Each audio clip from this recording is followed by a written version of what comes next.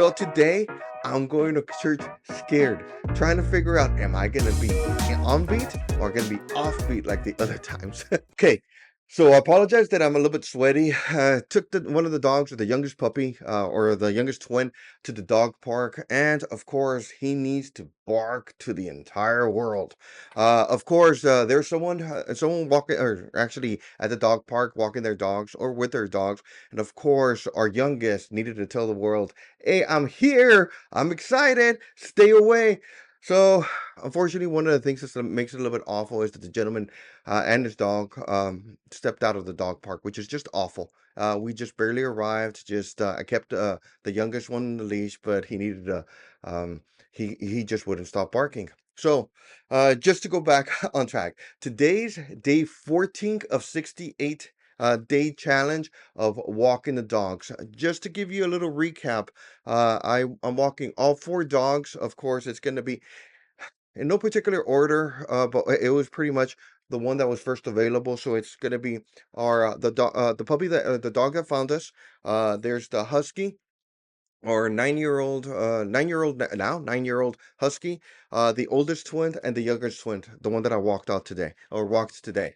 All of them have a very unique personalities. So just take in mind, every single time I'm walking them, there's four different personalities that I'm walking. So of course, the one that found us, the pit bull mix, she's a little bit more disciplined, sturdy, uh very affectionate, so she's always like that. Of course, our 9-year-old, or husky, he's a little bit more jitterish, a little bit more scared. He doesn't do well with change. Of course, he's our alpha, and we appointed him alpha. We even did a ceremony, and just to give you a little bit more background about him, he wanted to be alpha at 2 months old. So of course we had our 16-year-old furry puppy at the time, so she was already assigned alpha, so he needed to wait his turn.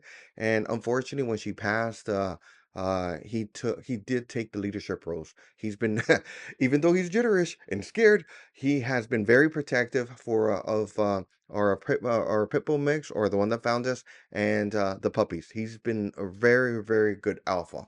And then we have the oldest of the twins. When we picked him up in Dallas, he was he had a personality. Uh, once he came over here to San Antonio, his personality is a little bit more mellow, but he is showing a little bit of signs of being alpha. So it looks like we're going to bypass the Pipple mix, but we're still going to assign it to her, and then it's going to be our oldest twin. Then we have our youngest of the twins, of the Beagles. He was very, very, very small when we picked him up, and the four of us, my wife, children, and I thought, two children and I thought that he was not going to make it. So of course he was that small.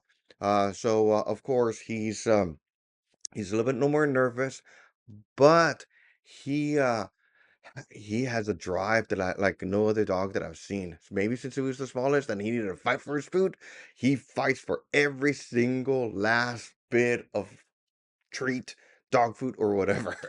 So it's just a little bit crazy. So, and now one of the things that happened, and since today is day 14, now it's become a little bit more of a pattern that all four of them are expecting it.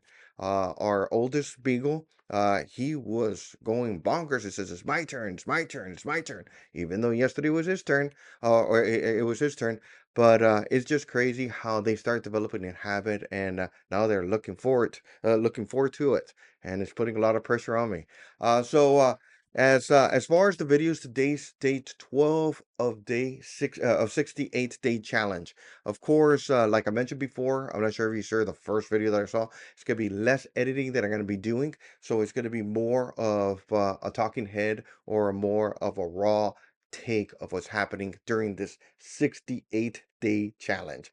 So, of course, going back to what I wrote as far as the thumbnail, today is church day, Sunday. So, after this, I'm probably going to start getting ready, at least try to wipe a little bit of sweat off my forehead.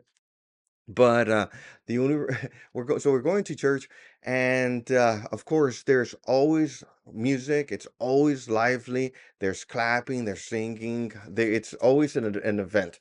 But one of the things is that I've noticed is is that most of the time I keep my hands in my pocket when everyone else is clapping, and then and I just came to the realization is because my clapping is always off beat. It's off, so it's clap and then I start clapping, clap, then start clapping, clap, start clapping, and everyone's in consistent uniform, has consistent patterns of clapping every single time at the beat, and I'm a half second off.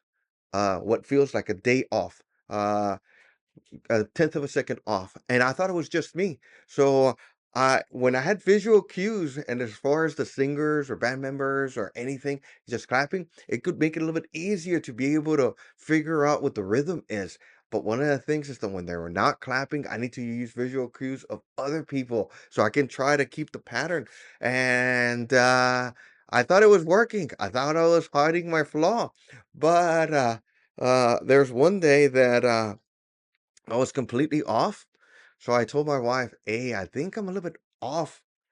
And she was not the one that answered. My daughter that was next to her, a little bit further away, she said, "Yes, you are."